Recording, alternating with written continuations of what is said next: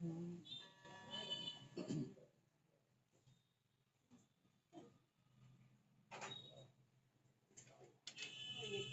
दृष्टांत सिखाता है कि हठयोग से मन को नियंत्रित करने की अपेक्षा प्रेम से मन को बस में करना उत्तम है। चांगदेव हठयोगी थे। हठात बलात्कार से उन्होंने मन को बस में किया था। योग मन को एकाग्र कर सकता है, किंतु हृदय को विशाल नहीं कर सकता। यही कारण है कि चांगदेव ज्ञानेश्वर से ईर्ष्या करते थे। हृदय को विशाल करती है भक्ति। भक्ति से हृदय पिघलता है, विशाल भी होता है। मत्सर करने वालों के तो इहलोक और परलोक दोनों बिगड़ते हैं। मन में मत्सर मत रखो। मन से मत्सर निकाल दोगे तो मनमोहन का स्वरूप मन में सुदृढ़ होगा। कथा सुनकर उसे जीवन में चरितार्थ करने वाले लोग बहुत कम होते हैं। कथा सुनो और कथा के सिद्धांतों को जीवन में आचरण करो। केवल सुश्रुति नहीं, किंतु कृतृभी भी बनो। इसलिए कहा गया है कि जब सुकृत पुरुष उन्हें सुनने की इच्छा करता है, उसी समय ईश्वर अविलंब उसी के हृदय में आकर बंदी हो जाता है। जब सुकृत पुरुष उन्हें सुनने की इच्छा करता है, उसी समय ईश्वर अविलंब उसी के हृदय में आकर बंदी हो जाता है। भागवत कथा का श्रोता निष्काम और निर्मत्सर बन जाता है। किसी भी जीव के प्रति रखा गया कुभाव ईश्वर के प्रति रखा गया कुभाव है। किसी भी जीव के प्रति रखा गया कुभाव ईश्वर के प्रति रखा गया कुभाव है। मनुष्य जब तक निर्मत्सर न बने तब तक उसका उद्धार नहीं होता। जैसी भावना आप दूसरों के लिए रखोगे, वैसे ही भावना वे आपके लिए भी रखेंगे। दूसरों के साथ बैर भाव करने वाला व्यक्ति अपने साथ ही बैर भाव करता है, क्योंकि सबके हृदय में ईश्वर का वास है। गीता में कहा गया है, क्षेत्रज्ञं चापि मां विद्धि सर्व क्षेत्रेषु भारत। नैमिषारण्य में 88,000 ऋषियों का ब्रह्मसूत्र हुआ। उस ब्रह्मसूत्र में एक बार सूत जी पधारे। शौनक जी ने सूत जी से प्रश्न पूछा कि जीव मात्र का कल्याण कैसे हो सकता है। कल्याण का सुलभ और सरल मार्ग बताइए। मनुष्य मात्र के कल्याण का उपाय बताइए। कलयुग के शक्तिहीन मनुष्य भी जिसका उपयोग कर सकें, ऐसा कोई साधन बताइए। इस कलयुग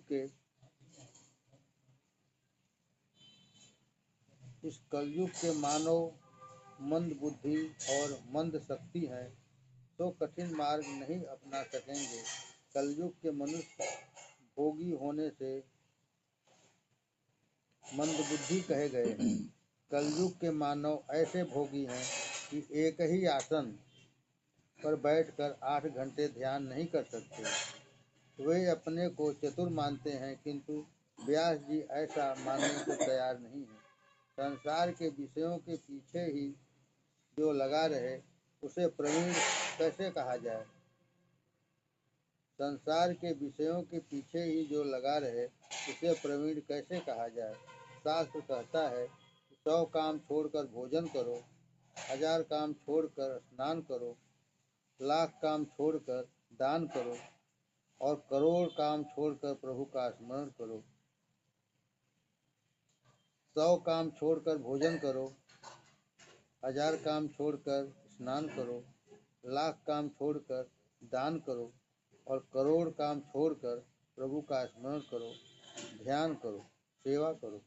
शतम विहाय भोक्तव्यम सहस्रम स्नानम आचरेत, लक्षम विहाय दातव्यम कोटि त्यक्त्वा हरिम भजेत। घर के कामों को करने के बाद माला मत फेरो। घर के कामों को करने के बाद माला मत फेरो, किंतु प्रभु नाम का जप करने के बाद सब काम करो। घर के कामों के करने के बाद माला मत फेरो, किंतु प्रभु नाम का जप करने के बाद सब काम करो। करोड़ कामों को छोड़कर भगवान का स्मरण करो। कलयुग के मनुष्य जो काम करना है उसे नहीं करते हैं, और उसे नहीं करना है जिसे नहीं करना है वही पहले करते हैं। इसी से व्यास जी ने उन्हें मंदबुद्धि कहा है। विस्तार पूर्वक आप श्री कृष्ण कथा सुनाइए। कृष्ण कथा से तृप्ति नहीं होती, वैसे ही दर्शन से तृप्ति नहीं होती। द्वारिका के कृष्ण का स्वरूप दिव्य है, श्रीनाथ जी का स्वरूप मनोहर है। दर्शन से तृप्ति नहीं होती। भगवान की मंगलमयी अवतार कथाओं का वर्णन करो। भगवान की लीला कथा सुनकर हम कभी तृप्त होते ही नहीं हैं। कलयुग में जब अधर्म बढ़ता है तब धर्म किसका आश्रय लेता है? प्रथम स्कंद का प्रथम अध्याय प्रश्नाध्याय कहलाता है। समुद्र पार करने वाले को जैसे कर्णधार का आसरा है, वैसे आप हमें मिले हैं। आप भगवान हमारे केवट हैं। कुछ इस रीत से आप कथा सुनाएं कि जिससे हमारे हृदय द्रवित हो जाएं। प्रभु की कृपा के कारण ही आप हमें मिले हैं। परमात्मा से मिलने की आतुरता के कारण ही संत का मिलन होता है। जीव जब परमात्मा से मिलने के लिए आतुर होता है तो परमात्मा की कृपा से संत मिलते हैं। स्वाद भोजन में नहीं है, भूख के कारण ही है। स्वाद भोजन में नहीं है, भूख के कारण ही है। मनुष्य को परमात्मा मिलन की भूख जब तक न लगे तब तक संत मिलने पर भी उसके प्रति सद्भाव नहीं जगता।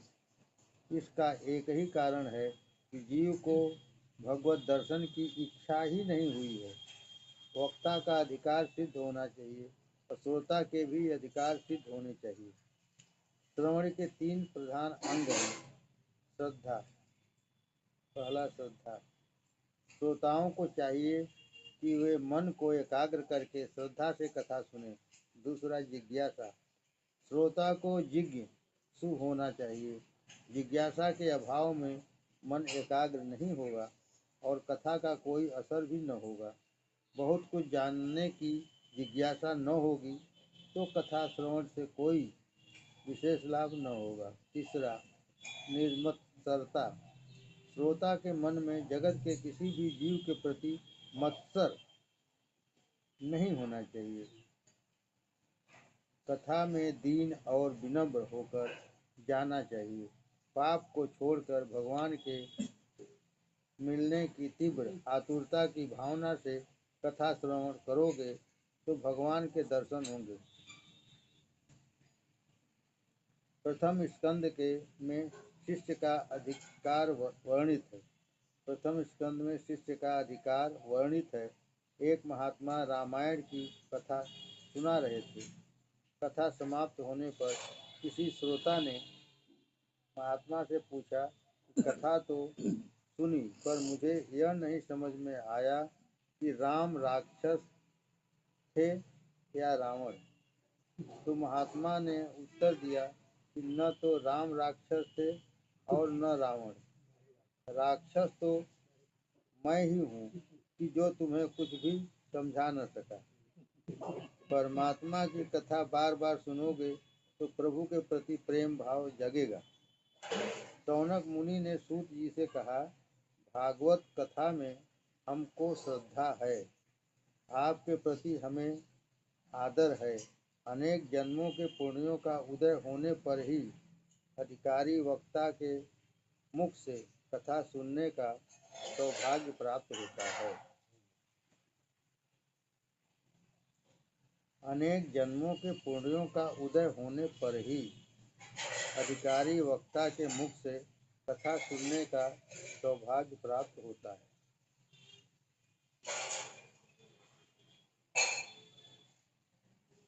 प्रथम श्रवण भक्ति है, रुक्मिणी ने अपने पत्र में लिखा था, तुम्हारी कथा सुनकर ही तुमसे विवाह करने की इच्छा हुई थी। श्रुत्वा शब्द वहाँ है।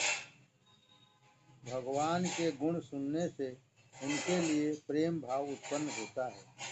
श्रोता और वक्ता दोनों विनयी होने चाहिए। सूत जी श्रोताओं को साधुवाद देते हैं। वे कहते हैं, कथा सुनकर तुम्हें जो करना चाहिए वह तो तुम करते हो। तुम शांति से सुनते हो तो मेरा मन भी भगवान में स्थिर होता है।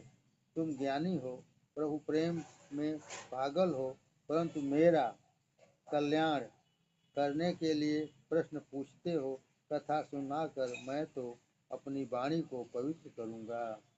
मम त्वेताम वाणी गुण कथन पुण्येन भवतः पुनामित्यर्थेऽस्मिन् पूर्वमथन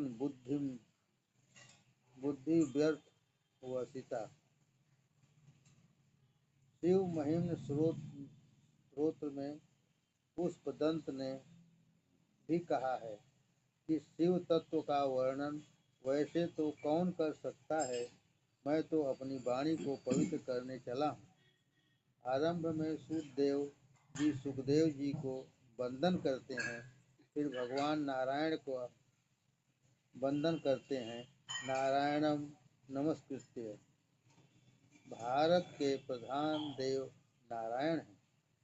श्री कृष्ण गोलोक में पधारे, सभी अवतारों की समाप्ति हुई, किंतु नारायण की न तो समाप्ति हुई है और न होगी। भारत की प्रजा का कल्याण करने के लिए वे आज भी तपश्चर्या कर रहे हैं। श्री शंकराचार्य जी को नर नारायण का दर्शन हुआ तो उन्होंने कहा कि मैं तो महान योगी हूँ, इससे आपका दर्शन कर सका हूँ, किंतु कलयुग के भोगी जन भी आपके दर्शन कर सकें, ऐसी कृपा कीजिए। भगवान ने उन्हें उस समय बद्री नारायण के नारद कुंड में स्नान करने का आदेश दिया और कहा कि यहाँ से तुम्हें मेरी जो मूर्ति मिलेगी उसकी स्थापना करना। बद्री नारायण भगवान की स्थापना शंकर स्वामी ने की है। शंकराचार्य का प्रथम ग्रंथ है विष्णु सहस्र नाम की टीका। मन से मानस दर्शन का पुण्य बहुत लिखा गया है। नारायण को मन से प्रणाम करो, जो जाए बद्री उसकी काया सुधरी। बद्री नारायण तीर्थ में लक्ष्मी जी की मूर्ति मंदिर के बाहर है।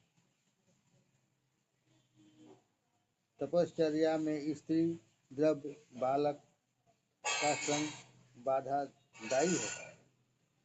तपश्चर्या में स्त्री द्रव्य बालक का संग बाधादायी है। नारायण ने लक्ष्मी जी से कहा, तुम बाहर बैठकर ध्यान करो, मैं अंदर बैठकर ध्यान करूंगा। एक भक्त ने बद्री नारायण के पुजारी से पूछा, इतनी कड़ाके की सर्दी में चंदन से ठाकुर जी की पूजा क्यों करते हो? पुजारी ने उत्तर दिया, अपने ठाकुर जी कठोर तपश्चर्या करते हैं जिससे शक्ति बढ़ती है और ठाकुर जी को बहुत गर्मी लगती है, तो चंदन से पूजा की जाती है। सूत जी सरस्वती और व्यास जी को वंदन करके कथा का आरंभ करते हैं। स वै पुंसाम परो धर्मो यतो भक्तिर धोक्षति अहै तुक्य प्रति हता ययात्मा सम प्रसीदत। जिस धर्म से मनुष्य के दिल में श्री कृष्ण के प्रति भक्ति जगे, जिस धर्म से मनुष्य के दिल में श्री कृष्ण के प्रति भक्ति जगे वही धर्म श्रेष्ठ है। भक्ति भी ऐसी होनी चाहिए जिसमें किसी भी प्रकार की कामना न हो, निष्काम तथा निरंतर भक्ति से हृदय आनंद रूप परमात्मा की प्राप्ति करके कृतकृत्य हो जाता है। सूत जी कहते हैं जीवात्मा अंश है और परमात्मा अंशी। अंशी से अंश अलग हो गया है और इसीलिए वह दुखी है। अंशी अर्थात परमात्मा में मिल जाने पर ही जीव कृतार्थ होता है। परमात्मा कहते हैं ममय वांशो जीव लोके, तू मेरा अंश है, तू मुझसे मिलकर कृतार्थ होगा। नर नारायण का अंश है, अंश नर अंशी नारायण में जब तक न मिल जाए तब तक उसे शांति नहीं मिलेगी। मैंने यह नियम निश्चित किया है कि अपने परमात्मा का आश्रय लेकर उनके साथ मुझे एक होना है। किसी भी प्रकार से ईश्वर के साथ एक होना है। ज्ञानी ज्ञान से अभेद सिद्ध करता है तो वैष्णव महात्मा प्रेम द्वारा अद्वैत अभेद सिद्ध करते हैं। प्रेम की परिपूर्णता अद्वैत में ही है। भक्त और भगवान अंततः एक ही हो जाते हैं। गोपी और कृष्ण एक हो गए थे। जीव और ईश्वर कैसे अलग हो गए, इसको चर्चा करने की जरूरत नहीं है। ईश्वर से जीव का वियोग हुआ है, यह सत्य है। यह वियोग कैसे और कब से हुआ, इसके विवाद में समय का व्यय करने की कोई आवश्यकता नहीं है। और इससे कोई लाभ भी नहीं है। धोती पर दाग लगने पर वह कब और कैसे लगा, इस पर ही सोचते रहने से वह दाग दूर नहीं होगा। उस दाग को दूर करने पर ही धोती स्वच्छ होगी। इस तरह ईश्वर से मिलने का प्रयत्न करें, यही इष्ट है। जब जीव निर्भय बनता है तभी वह भाग्यशाली होता है। जिसके सिर पर काल का भय है वह निर्भय कैसे हो सकता है। भाग्यशाली तो वह है जिसे मृत्यु का भय नहीं है। ध्रुव, पांडव, ब्रजभक्त धन्य हैं कि जिनके अधीन काल था। भाग्यशाली तो वह है जिसे मृत्यु का भय नहीं है। ध्रुव, पांडव, ब्रजभक्त धन्य हैं कि जिनके अधीन काल था। ईश्वर को यह परीक्षा और अपेक्षा होती है। मनुष्य को दी गई बुद्धि और मन का उसने क्या किया।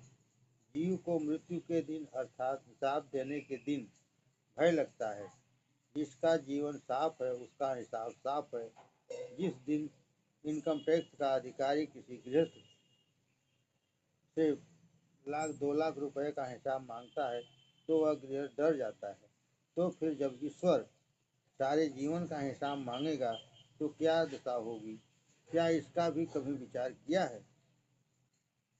किए हुए पापों की याद अंत काल में जब आने लगती है तो जीव भयभीत हो जाता है। जब तक मृत्यु का भय है तब तक जीव को शांति नहीं मिलेगी। भगवान जब जीव को अपना लेते हैं तब भगवान का सेवक काल जीव का कुछ भी बिगाड़ नहीं सकता। उपनिषद में कहा गया है जीव और ईश्वर साथ साथ बैठे हुए हैं, फिर भी जीव ईश्वर को पहचानता नहीं है। जीव बहिर्मुख बने तो वह अंतर्यामी को पहचान सके।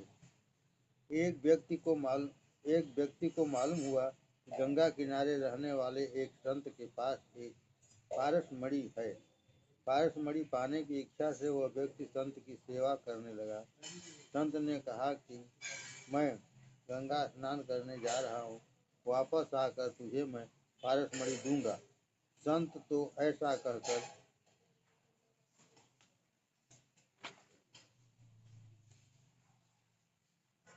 चले गए। अब इस व्यक्ति के मन में पारस मणि के लिए अकुलाहट बढ़ती गई। उसने संत की गैरहाजिरी में सारी झोपड़ी छान डाली, परंतु पारस मणि उसके हाथ न लगी। संत वापस आए। संत ने यह जान लिया तो पूछा कि क्या इतना भी धीरज नहीं है। पारस मणि तो मैंने उस डिबिया में रखी है। ऐसा कहकर उन्होंने एक डिबिया नीचे उतारी। वह डिबिया तो लोहे की थी, तो उस व्यक्ति ने सोचा कि यह कैसी पारसमणि है, क्योंकि जिस डिबिया में वह पारसमणि रखी गई थी वह तो लोहे की थी। इस पारसमणि ने उस डिबिया को सोने का क्यों न बनाया? क्या यह पारसमणि असली है या यह संत मजाक कर रहे हैं? उसने संत से पूछा कि यह डिबिया पारसमणि का स्पर्श होने पर भी लोहे की ही क्यों रह गई और सोने की क्यों न बनी? तो संत ने उसे बताया कि वह पारसमणि एक गुदड़ी में रखी थी, वह आवरण में थी, तो डिबिया सोने की न बनने पाई। इसी प्रकार ईश्वर और जीव हृदय में एक ही स्थान में रहते हैं, परंतु दोनों के बीच वासना का पर्दा है और फलतः दोनों का मिलन नहीं हो पाता। अर्थात ईश्वर को जीव पहचान नहीं सकता और जीव का ईश्वर से मिलन नहीं हो पाता। जीवात्मा डिबिया है और ईश्वर पारसमणि, दोनों के बीच पर्दा है जिसे हटाना आवश्यक है। अहम और ममता रूपी चिथड़ा दूर करना है। साधना करने पर भी सिद्धि न मिले तो साधना के प्रति साधक के मन में उपेक्षा भाव जगता है। जीव साधक है, सेवा स्मरण साधन है, श्री कृष्ण साध्य है, विष्णु भगवान की भक्ति करना पुरुषों का परम धर्म है। लोग मानते हैं कि भक्ति मार्ग बिल्कुल आसान है, सुबह भगवान की पूजा की बस हो गई छुट्टी, फिर वे सारा दिन भगवान को भुलाए रहते हैं। यह भक्ति नहीं है। 24 घंटे ईश्वर का स्मरण रहे, यही भक्ति है। भक्ति में आनंद है, किंतु मनुष्य केवल शरीर से भक्ति करता है, मन से नहीं। वाणी से भगवान के नाम का उच्चारण करे, परंतु मन भगवान का उच्चारण न करे तो वह सब व्यर्थ है। वाणी से भगवान के नाम का उच्चारण करे, परंतु मन भगवान का उच्चारण न करे तो वह सब व्यर्थ है। मन संसार के विषयों में रमता रहे और शरीर ठाकुर जी की सेवा करे तो ऐसी सेवा में कोई आनंद नहीं रहेगा।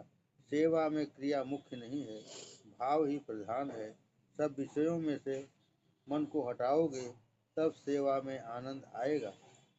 सर्वेषां अविरोधेन ब्रह्म कर्म समारंभे। सेवा करने बैठो तो पहले भावना करो। सेवा करने पर भी भगवान के दर्शन न हो सके तो दोष अपना ही है। सेवक को सेवा करने के बाद मेरा पाप गया, मेरा दुख गया, मेरा दारिद्र्य मिटा, मैं कृतार्थ हुआ, ऐसी भावना होनी चाहिए। सेवा करने पर ऐसा भाव नहीं हो तो सेवा पूजा से कोई आनंद नहीं होगा। संसार के विषयों को मन से हटाओ। जब तक नहीं हटाओगे तब तक सेवा में आनंद नहीं होगा। सेवा यह भावना है, परमात्मा की सेवा तभी होगी जब संसार के विषयों का प्रेम कम होगा। परमात्मा के से प्रेम करना है तो विषयों का प्रेम छोड़ना ही होगा। प्रेम गलियति सागरी तामे दो न समाये। प्रेम की सकरी गली में दोनों का निर्वाह नहीं होगा। जगत का बंधन न छोड़ोगे तब तक ब्रह्म संबंध नहीं होगा। संसार के विषयों का मोह धीरे धीरे छोड़ो। संसार को छोड़ के कहाँ जाओगे? संसार त्याग करने की आवश्यकता नहीं है, विषयों का मोह छोड़ने की जरूरत है। व्रत में त्याग करने की आज्ञा है, वह हमेशा के त्याग के लिए। हमेशा का त्याग हो नहीं सकता, इसीलिए व्रत विधि बताई गई है। धीरे धीरे संयम बढ़ाओगे, वैराग बढ़ाओगे तो ईश्वर सेवा में ध्यान में अनूठा आनंद आएगा। एक समय एक चौबे जी मथुरा से गोकुल जाने को निकले। नौका में बैठकर यमुना जी को पार करना था। चौबे जी भंग के नशे में थे। वे नौका में बैठे और चप्पू चलाने लगे। अपने बाहुबल पर पूर्ण विश्वास होने से कहने लगे, नाव अभी गोकुल पहुंच जाएगी। चौबे जी ने सारी रात नाव चलाई। सुबह हुई, चौबे जी सोचने लगे कि यह मथुरा जैसा कौन सा गांव आया। किसी ने पूछा कि यह कौन सा गांव है। किसी से पूछा कि यह कौन सा गांव है। उत्तर मिला कि मथुरा है। वही विश्राम घाट और वही मथुरा। नशा उतरने पर चौबे जी को अपनी मूर्खता का भान हुआ। चौबे जी ने सारी रात नाव चलाई, किंतु नाव तो रस्सी से के जरिए घाट से बंधी हुई थी। नशे के असर से वे नाव खोलना ही भूल गए थे और सारी रात चलाने पर भी वहीं के वहीं रह गए। यह कथा हंसने के लिए नहीं कही गई है, मत हंसो।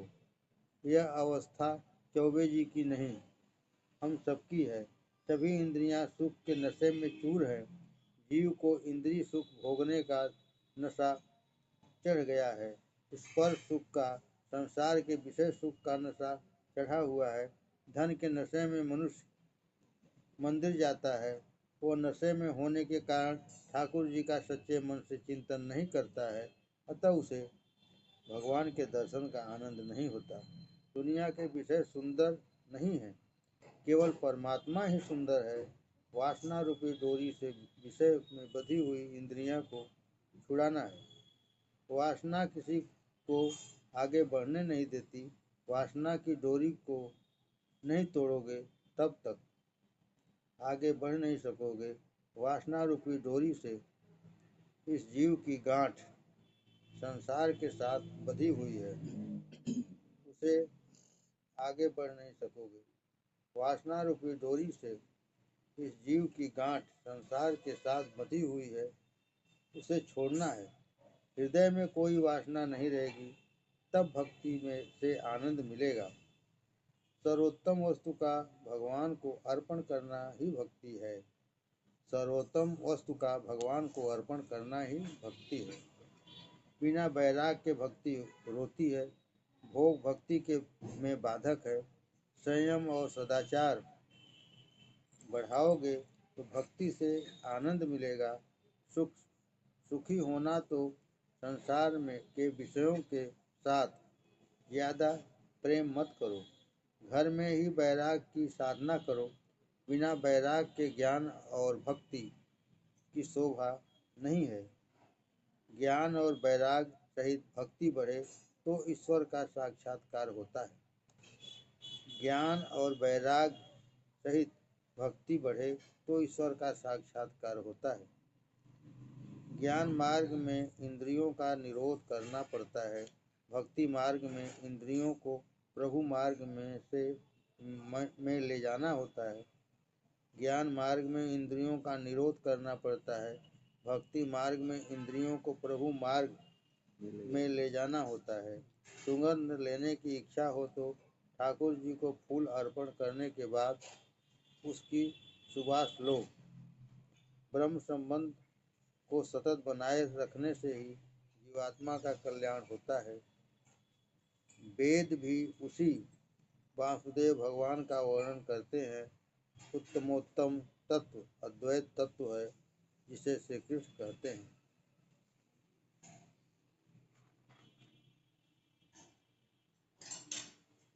लौकिक व्यवहार के ज्ञान में द्वैत है, ईश्वर के स्वरूप संबंधी ज्ञान में अद्वैत है।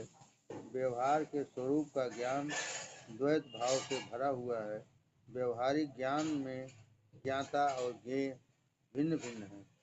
परमात्मा का ज्ञान होने पर ज्ञाता और ज्ञेय एक बनते हैं। सेवा स्मरण करने से तन्मयता होती है। ईश्वर का अपरोक्ष साक्षात्कार होता है, जिससे वह जीव ईश्वर में मिल जाता है।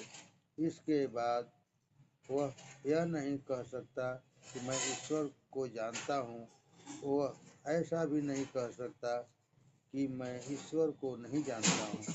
गोपी सब में श्री कृष्ण को देखकर जीव भाव भूल गई थी। लाली मेरे लाल की जित देखो तित लाल, लाली देखकर मैं गई, मैं भी हो गई लाल। श्रुति वर्णन करती है कि वहाँ न तो मैं रहता हूँ और न तू। वृत्ति ब्रह्माकार हो जाता है। श्री कृष्ण के स्वरूप का जिसे अच्छी तरह से ज्ञान होता है वह ईश्वर से अलग नहीं रह सकता।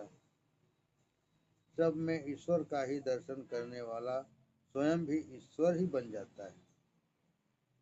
सब में ईश्वर का दर्शन करने वाला स्वयं भी ईश्वर ही बन जाता है। जीव का जीव भाव न जाए तब तक अपरोक्षानुभव नहीं होता। इस प्रकार अद्वैत का ज्ञान बताया है। जीव और ब्रह्म का अद्वैत पीछे सिद्ध होगा, उससे पहले जीव और गुरु का अद्वैत होना चाहिए। मन में एक होना है, शरीर से नहीं। गुरु ब्रह्मा गुरु शुद्ध ब्रह्म माया के संसर्ग के बिना अवतार नहीं ले सका। शुद्ध ब्रह्म माया के संसर्ग के बिना अवतार नहीं ले सका। 100 टन का सोना नरम होता है कि उससे जेवर भी की गढ़ाई बनावट नहीं हो सकती। हार गढ़ना हो तो उसमें दूसरी धातु मिलानी पड़ती है। इसलिए परमात्मा भी माया का आश्रय लेकर प्रकट होते हैं, परंतु ईश्वर को यह माया बाधक नहीं होती।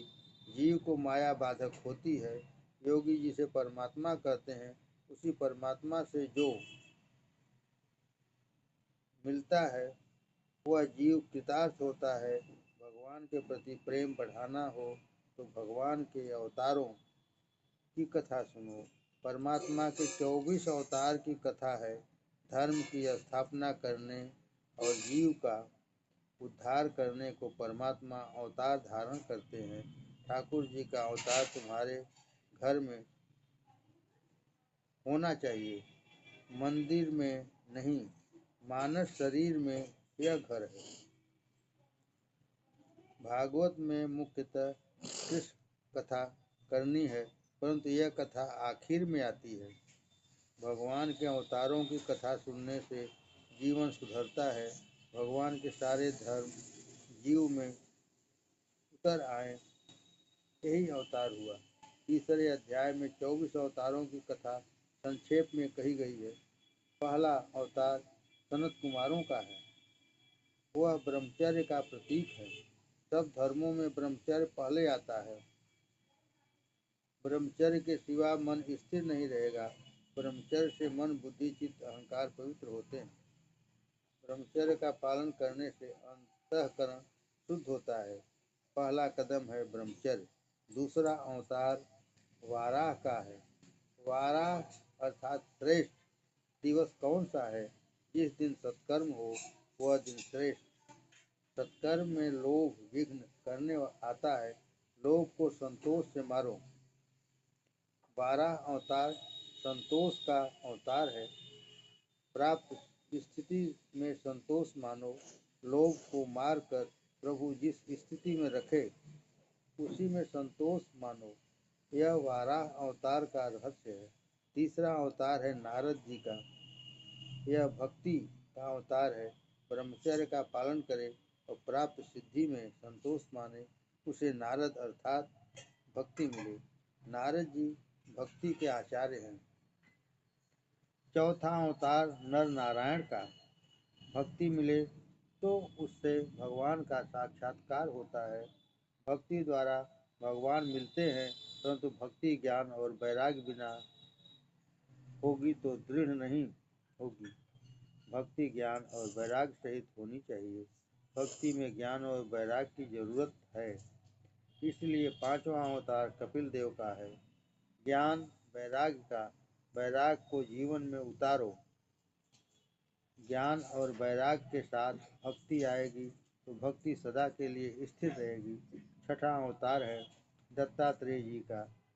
ऊपर बतलाए हुए 5 गुण ब्रह्मचर्य, संतोष, ज्ञान, भक्ति और वैराग्य आप में आएंगे तो आप गुणातीत होंगे और आप अत्रि होंगे तो भगवान आपके यहाँ आएंगे। ऊपर के 6 अवतार ब्राह्मण के लिए हैं। 7वां अवतार यज्ञ का। 8वां अवतार ऋषभ देव का। 9वां अवतार पृथु राजा का। 10वां मत्स्य नारायण का। यह 4 अवतार क्षत्रियों के लिए है, धर्म का आदर्श बताने के लिए है। 11वां अवतार कर्म का है, 12वां अवतार धन्वंतरी का है, 13वां अवतार मोहिनी नारायण का है। यह अवतार वैश्यों के लिए है। प्रभु ने वैश्यों के जैसी लीला की है। 14वां अवतार नरसिंह स्वामी का है। नरसिंह अवतार पुष्टि का अवतार है। भक्त प्रहलाद पर कृपा करने के लिए यह अवतार हुआ है। भगवान ने नृसिंह अवतार में प्रहलाद पर कृपा की है। प्रहलाद जैसी दृष्टि से देखेंगे तो स्तंभ में भी भगवान का दर्शन होगा। ईश्वर सर्वव्यापक है, ऐसा केवल बोलो नहीं, उसका अनुभव करो, फिर तुमसे पाप नहीं होगा। संत भी व्यवहार करते हैं, जब तक शरीर है तब तक व्यवहार करना ही पड़ता है। ईश्वर को मनुष्य मन शक्ति या बुद्धि शक्ति से जीत नहीं सका। ईश्वर को मनुष्य मन शक्ति या बुद्धि शक्ति से जीत नहीं सका, केवल प्रेम से ही जीत सका है। यशोदा के प्रेम के सामने श्री कृष्ण दुर्बल बनते हैं और बध जाते हैं। बालक के प्रेम के सामने माता का बल दुर्बल होता है। प्रेम के सामने शक्ति दुर्बल बनती है। आप भी परमात्मा पर खूब प्रेम बढ़ाओ, वह भगवान दुर्बल होकर आपके पास आएगा। 15वां अवतार वामन भगवान का है, जो पूर्ण निष्काम है, जिसके ऊपर भक्ति का नीति का छत्र है, जिसने धर्म का कवच पहना है, जिसे भगवान भी नहीं मार सके। बलि राजा की तरह यह है वामन चरित्र का रहस्य। परमात्मा बड़े हैं, तब भी बलि राजा के आगे वामन अर्थात छोटे बनते हैं। 16वां अवतार परशुराम का, यह अवतार आवेश का अवतार है। 17वां व्यास नारायण का ज्ञान का अवतार है।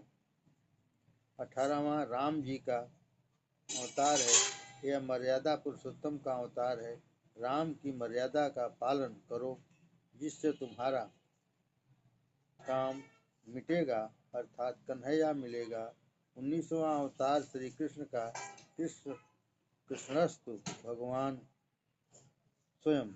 श्री कृष्ण तो स्वयं भगवान है। राम और कृष्ण एक हैं। मनुष्य दिन में 2 बार भान भूलता है। दिन के 12 बजे भूख से भान भूलता है और रात्र को निवृत्ति में काम सुख याद आता है, इसलिए भान भूलना है। इन दोनों समयों को संभालना है। सवेरे श्री राम जी को याद करो और रात को श्री कृष्ण को, वे दोनों समय बचाएंगे। राम जी की मर्यादा का पालन करो तो श्री कृष्ण पुष्टि पुरुषोत्तम पुष्टि अर्थात कृपा करेंगे। संत एकनाथ जी महाराज ने इन दोनों अवतारों की सुंदर तुलना की है। राम जी राजमहल में पधारे और कन्हैया कारागृह में। एक के नाम के अक्षर सरल और दूसरे के नाम के अक्षर जुड़े हुए हैं। पढ़ाते समय सरल अक्षर पहले पढ़ाते हैं और जुड़े अक्षर बाद में। राम ए सरल अक्षर है, श्री कृष्ण ए जुड़े हुए अक्षर हैं। राम जी की मर्यादा का पालन करो, तब श्री कृष्ण अवतार होगा। जिसके घर में राम जी न पधारें, वहाँ कृष्ण जी नहीं आते। राम जी का अवतार अर्थात राम जी की मर्यादा का पालन, राम जी की मर्यादा का पालन, राम जी का अवतार अर्थात राम जी की मर्यादा का पालन। वे दोनों साक्षात पूर्ण पुरुषोत्तम के अवतार हैं। बाकी के सब अवतार अंशावतार हैं। पूर्ण अवतार और अंशावतार का रहस्य यह है, अल्पकाल के लिए अल्प जीवों के उद्धार के लिए जो अवतार होता है वह अंशावतार है, और अनंत काल के लिए तथा अनंत जीवों के कल्याण के लिए जो अवतार होता है वह पूर्ण अवतार है। ऐसा संत मानते हैं। भागवत में कथा तो करनी है कन्हैया की, परंतु क्रम क्रम से दूसरे अवतारों की कथा सुनाकर अधिकार प्राप्त हो तो कन्हैया आए। इसके पीछे हरि, कल्कि, बुद्ध आदि अवतार हुए हैं। कुल मिलाकर 24 अवतार हुए हैं। परमात्मा के 24 अवतार परमात्मा शब्द में ही निकलते हैं। प माने 5, र माने 2, मा माने 4.5, आधा त माने 8, मा माने 4.5। ब्रह्मांड भी ईश्वर का अवतार है। कई तो ब्रह्मांड में ईश्वर को देखते हैं, कई संसार के सब पदार्थों में भगवत स्वरूप का दर्शन करते हैं। सारा ब्रह्मांड भगवत रूप मानते हैं। सबका दृष्टा परमात्मा माया के कारण दृश्य जैसा दिखता है। स्थूल और सूक्ष्म शरीर का अविद्या से आत्मा में आरोप करने में आया है। जो आत्मा में आत्मरूप के ज्ञान से यह आरोप दूर हो जाए, जो हो सका है, उस समय ब्रह्मा का साक्षात्कार होता है।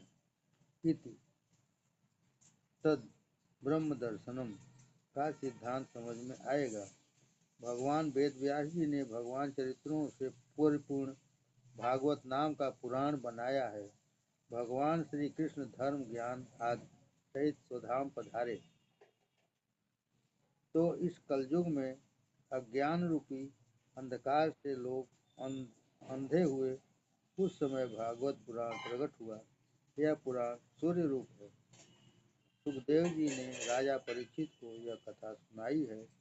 उस समय मैं वहाँ हाजिर था। यथामति यह पुराण कथा मैं आपको सुनाता हूँ। शौनक जी ने पूछा, व्यास जी ने भगवान की रचना किस अभिप्राय से की?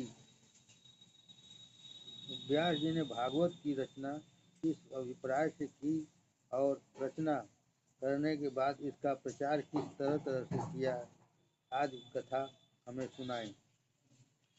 शौनक जी ने पूछा, व्यास जी ने भागवत की रचना किस अभिप्राय से की और रचना करने के बाद इसका प्रचार किस तरह से किया आदि कथा हमें सुनाएं। अतिशय लोभी प्रतिपल ईश्वर का ध्यान करता है, वैसे ज्ञानी प्रतिपल ईश्वर का ध्यान करता है, स्मरण करता है।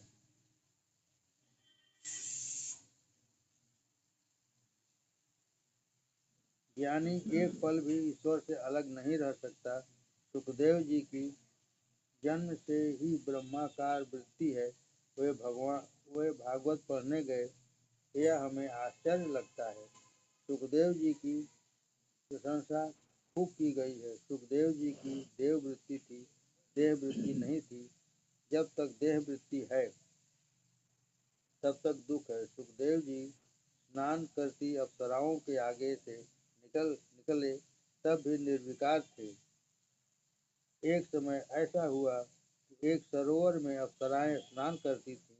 वहां से नग्न अवस्था में सुखदेव जी निकले।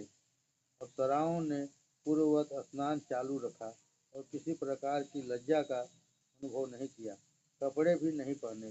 थोड़ी देर बाद व्यास जी वहां से निकले। उन्होंने कपड़े भी पहने थे, परंतु व्यास जी को देखकर अप्सराओं ने तुरंत ही अपने वस्त्र पहन लिए।